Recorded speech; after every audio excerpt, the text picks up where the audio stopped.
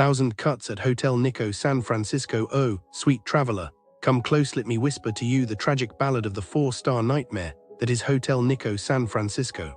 A place where luxury goes to due her promises dissolve like wet tissue paper, and where your hopes, dreams, and basic human dignity are left to drown in the bathtub of despair. I arrived, oh, foolish, me expecting opulence.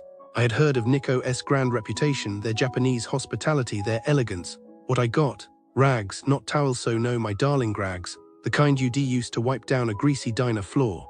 And when I, a delicate soul merely trying to celebrate my husband's birthday, dared to ask for actual towels, the manager, Mr. Bryant, may his name echo in infamy, looked at me as if I had committed the crime.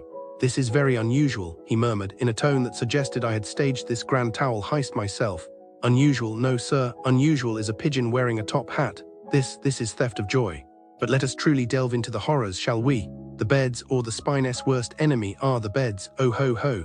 Imagine, if you will, a mattress that has given up on life. A sad, sunken crater of broken springs and shattered dreams. You lie down, you sink, like quicksand but less forgiving. Your back screams not a polite whimper, no, but a full opera of agony. And the room, smaller than my childhood closet.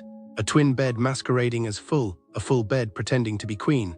The audacity. The scam of the century, the 10-water heist. Picture this, a single 500 ml bottle of water placed in your room without consent like a tiny, overpriced Trojan horse. 10 plus tax, $10. This, my loves, is organized fraud, a criminal act in many lands. But here, they count on your exhaustion, your foreigner's reluctance to fight over $10. They prey on the weary. And if you think that's bad, the snacks are even worse.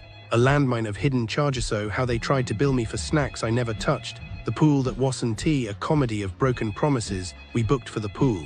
We cried like naive little sparrows. Surprise, sang the hotel, it's closed. Not a word at booking, no, they waited until we were dressed in swimsuits, hope glistening in our eyes before crushing us like ants under banker's loafer. Try the steam room, they offered. Oh ho, the steam room was as functional as a chocolate teapot, dead kaput. And when we dared email management, silence, crickets, the void. The billing apocalypse. Now this is where the true artistry of corporate villainy shines. You pay $250 deposit, you pay $750 for an upgrade, then poof, your key stops working, pay again. They demand with the cheerful menace of a carnival barker. You do, then surprise, more mystery charges. The reality of businesses near Hotel Nico, San Francisco. If you're staying at Hotel Nico, San Francisco, prepare yourself, because the businesses nearby are a tragic comedy of errors. This isn't just bad luck, it's a pattern. A depressing, predictable pattern. Let's start with shopping. The area around Hotel Nico, San Francisco has malls that feel like ghost towns. San Francisco Center, once a bustling retail hub, is now a hollow shell.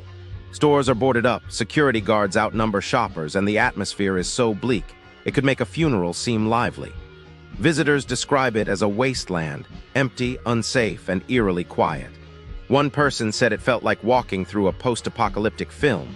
Minus the zombies, though some reviews mention a zombie area, so maybe they were being literal. The directories are useless, bathrooms are non-existent, and the few remaining employees seem more interested in their phones than helping customers. If you're looking for retail therapy, you'd have better luck whispering your credit card number into the wind. Now let's talk spas. Burke Williams is the kind of place that charges luxury prices for dollar store service. A $286 facial, more like a $286 insult. Therapists push expensive add-ons before even starting the treatment, then deliver massages so half-hearted, you get more relief from a firm handshake. The real kicker. They have the audacity to ask for tips at checkout, like a mugger politely requesting a 5-star review. And if you dare complain, expect indifference. One woman was told the spa was aggressively expanding and didn't need loyal clients anymore. How's that for gratitude? Coffee lovers, brace yourselves. Blue Bottle Coffee is where pretension meets incompetence. Their baristas treat coffee like a sacred artifact, except they forget you're the one paying for the ritual. Orders take forever, online customers get priority, and if you dare step away for 2 minutes, they'll throw your drink away because it's no longer fresh. One man waited 25 minutes for a simple latte before giving up. Another was charged extra without warning, because nothing says artisanal experience like hidden fees. The croissants? Dry, the service, colder than their overpriced iced tea. Nightlife near Hotel Nico, San Francisco is a gamble, and the house always wins. The Great Northern is less of a club and more of a security guard power trip. Bouncers accuse sober guests of being drunk, deny re-entry even during paid events, and have been known to scream, "This is capitalism, bro, deal with it," at confused patrons. The bathrooms are a health hazard. Toilet paper is a luxury here, and staff have allegedly squeezed lemons on customers' heads, because why not add assault to the list of offenses?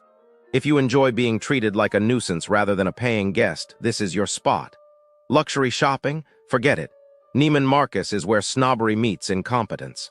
Staff ignore customers who don't fit their ideal client profile, and even if you do get service, good luck receiving what you paid for. Used products sold as new, phantom gift card promotions, and orders canceled without explanation. This isn't shopping, it's a scam wrapped in a designer bag. One man was told his sneakers were too cheap for the store, only to find them listed on their website moments later. The cognitive dissonance is almost impressive. Finally, wine bars. ENO Wine Bar is where dreams of a classy evening go to die. Servers mock customers for ordering cheap flights even when they're the most expensive on the menu, close early without warning, and slap mandatory 20 tips on bills. Because nothing says hospitality like financial ambush. The charcuterie, old enough to qualify as a historical artifact. The wine, overpriced and underwhelming. One guest was asked, "Are you sure you can afford these wines?" A question that answers itself when you see the bill. The verdict businesses near Hotel Nico San Francisco are a masterclass in disappointment. Whether it's neglect, arrogance, or outright incompetence, the pattern is clear: expect less, pay more, and leave frustrated. If you're staying here, pack patience and maybe a flask, because the only reliable service you'll get is the one you bring yourself. End. You know, I've been looking into crimes near Hotel Nico San Francisco, and oh my goodness, it's like a hot mess. So I'm gonna tell you about these scams and frauds that happened in the area, and honestly, it's just so sad. So businesses near Hotel Nico San Francisco are like, super vulnerable to theft, you know. Like, a 49-year-old guy, Mark Farmer, stole $18,000 worth of merchandise from stores like Bloomingdale's, Lululemon, Gap, and Athleta. Can you believe it? I mean, what's wrong with people? He must have been like so desperate or something. I predict he's still in custody, awaiting trial, and probably still trying to justify his actions to himself. Like, how could you, Mark? That's just wrong. And then there was this crazy incident where someone tried to break into the Louis Vuitton store by crashing a car into the storefront. Like, what's the point of that? The store got damaged, but thankfully no merchandise was stolen. I guess the police were nearby, and they saw the whole thing go down. I predict the suspects are probably still on the run, trying to come up with some crazy alibi. But like, seriously, who does that? And you know what's even more messed up? Some stores near Hotel Nico San Francisco are like boarded up and shuttered because of all the shoplifting and retail theft. It's like so many stores, including pharmacies and clothing stores, have just closed down. I mean, the area is supposed to be all touristy and fun, but it's just empty and sad now. I predict the store owners are just like so frustrated and disappointed. They must be thinking, why even bother? Oh, and there was this one night when multiple stores got vandalized and looted all at once. I mean, it's like, what's the point of all that? The owners must have been like so devastated to see their stores all smashed up and their